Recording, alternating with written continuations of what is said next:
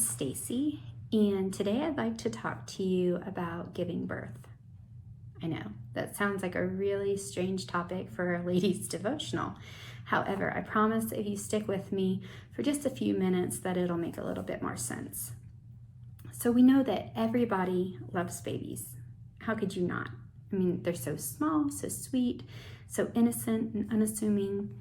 But before that baby could ever draw its first breath, there would have to be some pain and some discomfort that were experienced on the behalf of the mother. So imagine for me, if you will, a woman who is 9 months pregnant, and one day she begins to experience labor pains. She knows that her body is signaling to her that it's time to deliver, but she chooses to ignore it. She chooses to go on about her day and just ignore the pain. The day soon turns into the night, and the pain becomes even worse and almost unbearable. But somehow she still continues to ignore it and refuses to yield herself to the process of childbirth because she just doesn't want to be troubled with this burden. And if she had a baby, that would just get in the way of her social calendar or her career aspirations. So she continues to deny her body the ability to give birth. Until finally one day, the pain stops and that little life within her womb with so much potential is snuffed out. Any hope for what they could have been is now forever lost because she refused to yield herself to what her body was signaling to her was necessary. 2 Kings 19:3 says, "This day is the day of trouble and of rebuke and blasphemy. For the children are come to the birth, and there is not strength to bring forth." What a powerful scripture. What a powerful thought. And I wonder how many souls have been ready to be birthed, but the spiritual mothers lacked either a burden or the strength to be an intercessor. We want God to move in our lives, and we want to see our church grow in number and in spirituality, but that all comes with a price tag.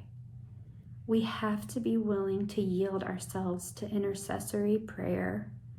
We have to be willing to be uncomfortable, to lose sleep, to lose our appetite, so that these souls can be pulled from the fire and from eternal torment.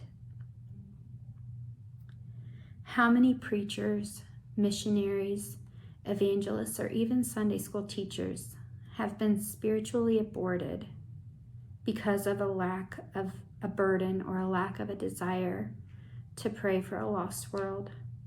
Look at the addict on the street, so bound, or the prostitute who never really understood her true worth. What could they become in the hands of the Master? What if a few sleepless nights spent in travail could change them and rescue them from eternal burning fire? Moms, what if we lost a little sleep? What if we pushed away the plate and fell on our knees before God in prayer for our lost children?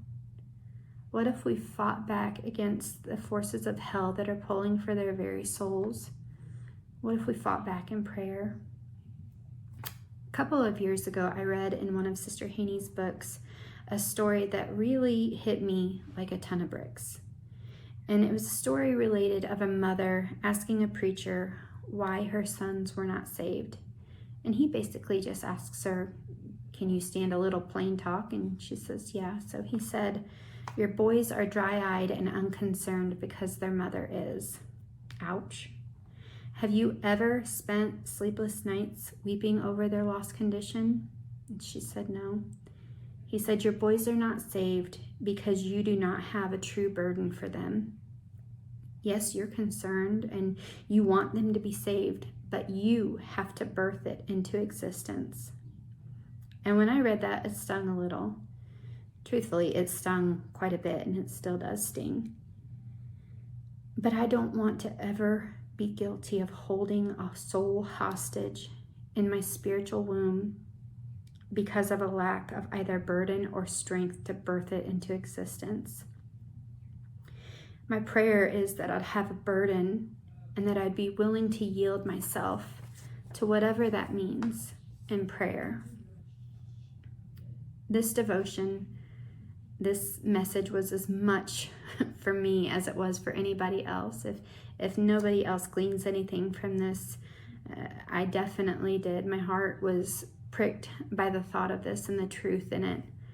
And I just ask you, ladies, let's be willing to yield ourselves to intercession and to unrelenting prayer. And not just for our own and for the ones within our circle, but let's intercede for those who have no one. Let's cry out before the throne of God for those who have nobody that show any concern whatsoever for the condition of their soul. I thank you for taking time to listen today, and I hope you have a blessed day. Thank you.